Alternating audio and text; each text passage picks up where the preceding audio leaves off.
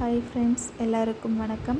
நம்மளுடைய சிக்கு ஸ்டைலில் இன்றைக்கி பார்க்க போகிற ஃபுட் என்னென்னு பார்த்தீங்கன்னாக்கா, முட்டையும் கோதுமாவையும் வச்சு ஒரு வித்தியாசமான சப்பாத்தி செய்ய போகிறோம்.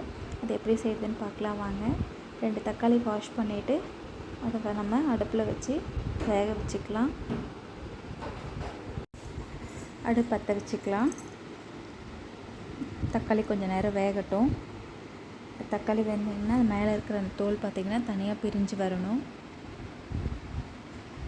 பார்த்திங்கன்னா லைட்டாக தோல் பிரிஞ்சு வந்திருக்கு. இன்னும் கொஞ்சம் நேரம் நல்லா வேகட்டும்.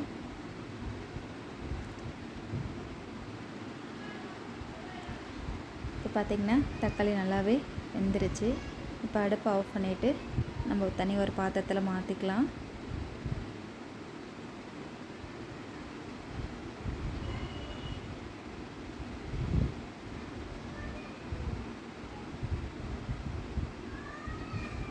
இப்போ தக்காளி பழத்து மேலே இருக்கிற அந்த தோல் மட்டும் தனியாக எடுத்துடலாம்.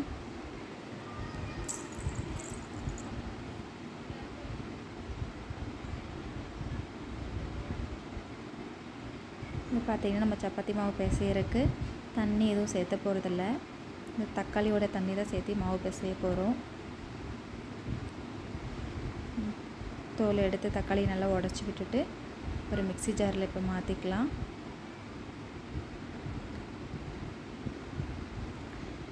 இந்த உடச்ச தக்காளியும் நம்ம மாவு பிசையறதுக்கு தேவையான அளவுக்கு உப்பும் இது கூட சேர்த்து நல்லா பேஸ்ட் மாதிரி அரைச்சி எடுத்துக்கலாம். நம்ம மாவில் தனியாக உப்பு சேர்த்த போகிறதில்ல, தக்காளி கூட சேர்த்துறதோடு சரி.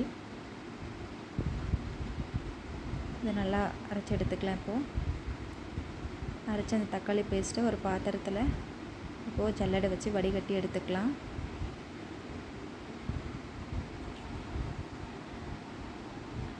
மேலே இருக்க அந்த தோல் விதை எதுவும் இல்லாமல் இந்த ஜூஸை மட்டும் தனியாக நம்ம வடிகட்டி எடுத்துக்கலாம்.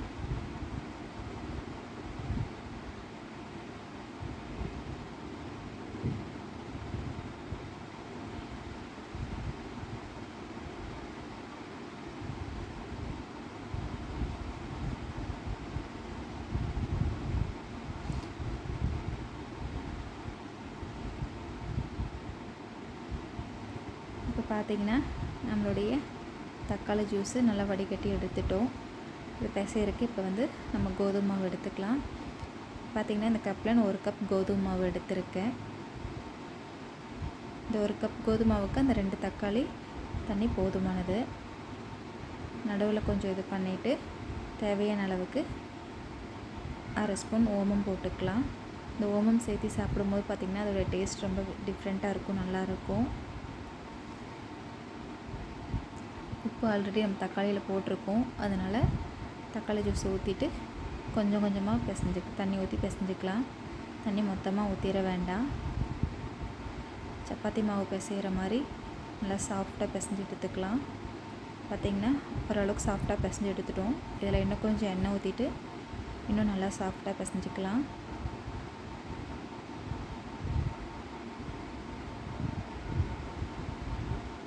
பார்த்திங்கன்னா நல்லா சாஃப்டாக பிசைஞ்சு எடுத்துட்டோம். இதை ஒரு 10 நிமிஷம் நம்ம இப்போ மூடி வச்சுக்கலாம். பார்த்திங்கன்னா 10 நிமிஷம் ஆயிடுச்சு. நம்மளுடைய மாவு ரொம்பவுமே சாஃப்டாக ஊறி இருக்குது. இது பார்த்திங்கன்னா இப்போது நம்ம ஒரு பாலாக உருட்டி எடுத்து வச்சுக்கலாம்.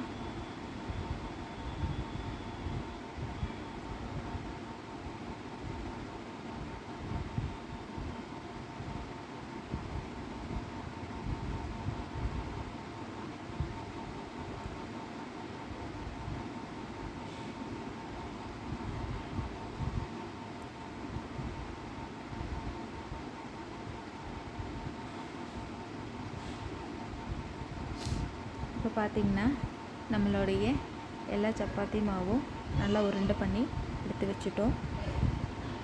இப்போ சப்பாத்தி தேய்க்கிற கல்லில் கொஞ்சமாக மாவு போட்டுட்டு இப்போ மாவு தேய்ச்சிக்கலாம். சப்பாத்தி மாதிரி நல்லா நைஸாக தேய்ச்சி எடுத்துக்கலாம்.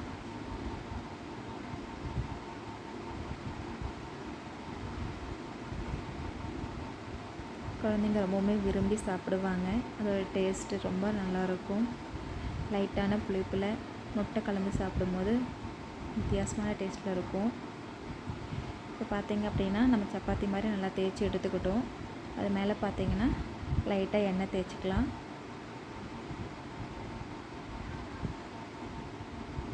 நிறைய தேய்க்க வேண்டாம், சும்மா லைட்டாக தொட்டு அது மேலே அப்ளை பண்ணால் போதும்.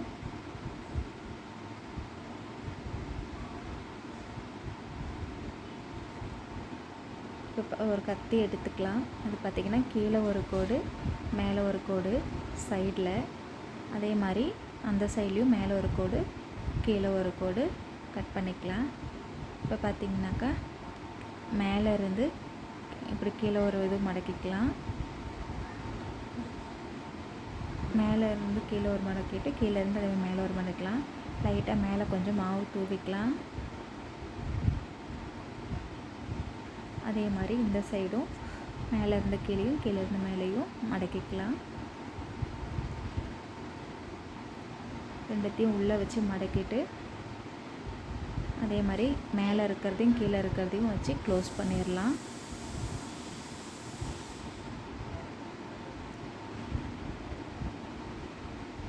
இப்போ இதுக்கு மேலே கொஞ்சமாக மாவு போட்டுக்கலாம்.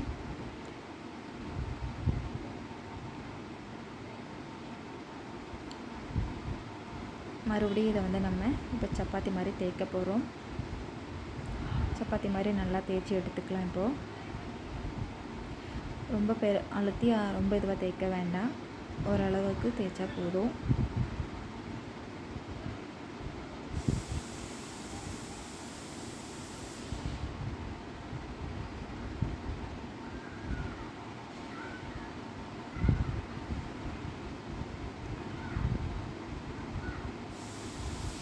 இப்போ பார்த்திங்க அப்படின்னாக்கா நம்மளுடைய சப்பாத்தி ஒன்று ரெடி ஆயிடுச்சு. அது மாதிரி மீதி இருக்கிறதையும் இப்போ எல்லாத்தையும் தேய்ச்சி எடுத்துக்கலாம். இப்போ எல்லாமே தேய்ச்சி எடுத்து ரெடி பண்ணி வச்சுட்டோம். இப்போ இதை டிப் பண்ணுறதுக்கு நம்ம முட்டை ரெடி பண்ணிக்கலாம். ஒரு பிளேட் எடுத்துக்கலாம். அதில் 2 முட்டை இப்போ உடச்சி ஊற்றிக்கலாம்.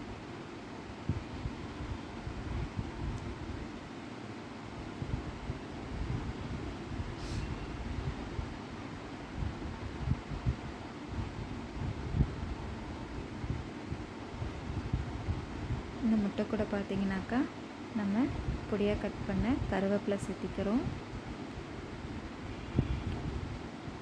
கொஞ்சம் கொத்தமல்லி, கொஞ்சம் புதினா. இந்த முட்டைக்கு தேவையான அளவுக்கு மட்டும் கொஞ்சமாக சால்ட்டு சேர்த்திக்கலாம். இதை நல்லா இப்போ நம்ம மிக்ஸ் பண்ணி விட்டுக்கலாம். அந்த சப்பாத்தி கூட இந்த புதினா, மல்லி, கருவேப்பிலெல்லாம் சேர்த்து கடித்து சாப்பிடும்போது ரொம்ப டேஸ்ட்டு அருமையாக இருக்கும். இப்போ பார்த்திங்க அப்படின்னா நல்லா மிக்ஸ் பண்ணி எடுத்துட்டோம். இப்போ நம்ம திரட்டி வச்சுருக்கிற இந்த சப்பாத்தியை இதில் டிப் பண்ணி வைக்க போகிறோம். அடுப்பில் ஒரு பாத்திரத்தை வச்சுட்டு அடுப்பத்தை வச்சுக்கலாம். கடாய் சூடானதும் எண்ணெய் கொஞ்சமாக ஊற்றிக்கலாம்.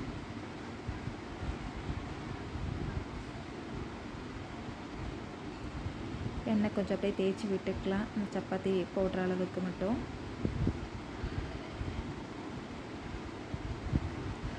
அவ்வளோதான். இப்போ நம்ம சப்பாத்தி ஒன்று எடுத்துகிட்டு அந்த முட்டையில் போட்டு நல்லா டிப் பண்ணிக்கலாம். மேலே அந்த கொத்தமல்லி, கருவேப்பிலை, புதினாலாம் நல்லா படுற மாதிரி எடுத்து இது பண்ணிக்கலாம்.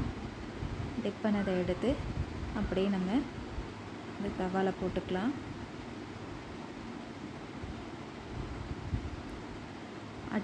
அடுப்பை வந்து கொஞ்சம் மீடியம் ஃப்ளேமில் வச்சுக்கோங்க, ஹை ஃப்ளேம் வைக்க வேண்டாம்.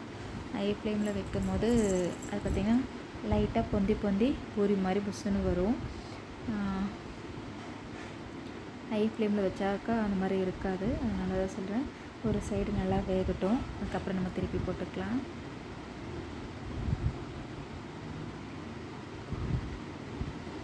இது பொந்தி வரும்போது மேலே அமுத்திட்டே இருங்க.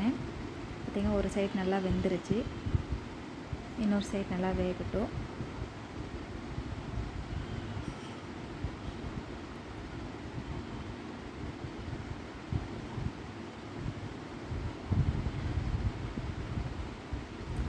இது செய்கிறதுக்கு ரொம்ப நேரமும் ஆகாது. ரொம்ப ஈஸியாக செஞ்சிடலாம். அவ்வளோதான். இப்போ நம்மளுடைய எக் சப்பாத்தி ரெடி ஆயிருச்சு. இப்போது மீதி இருக்கிறதே அதே மாதிரி செஞ்சு எடுத்துக்கலாம்.